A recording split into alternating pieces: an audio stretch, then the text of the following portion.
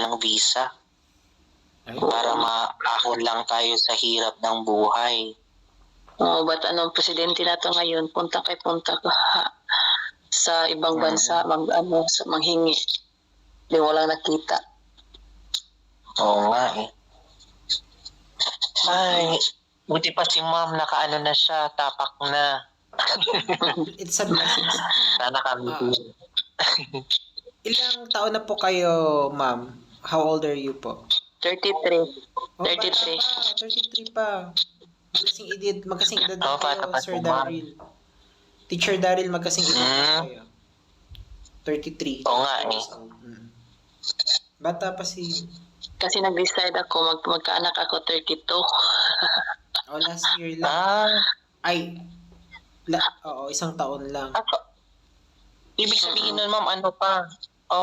Baby pa talaga. I mean, ilang taon na ba siya? Yung... Kaya ngayon, 1 year old na at 9 months. Oo, 1 year old. Ala. So, nandyan na, yung mga family members mo din, ma'am, nandyan din. Naka-stay din sila dyan. Ang baby Or pa lang. kailang nila. Yung Baby lang po na.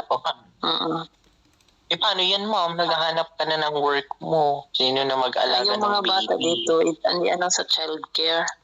Yung magturo na like kinder 1, like that. Oh, okay. Tapos pwede mong iwan. Pwede mo iwanan doon. Kasi pwede kayang mag-work ito 4 hours, 5 hours, like that. Oo, at least may trust, di ba, ma'am? Kung sa Pilipinas sa atin. Oo, pero ngayon, dito, tinuruan ng mga bata yung anong mga proseso sa pag-eskwela. Doon, starting nila.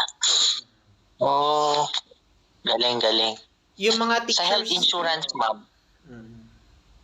Okay naman. Health insurances. Health insurance. Meron naman.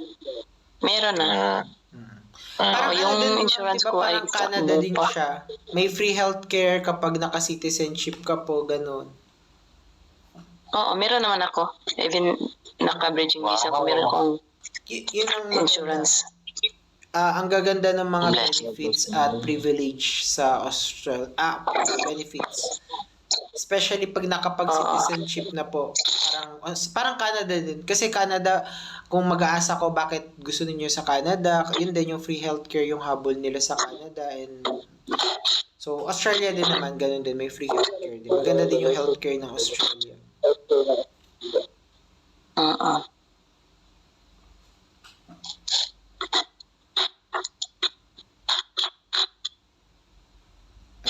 Uy, ano na ito?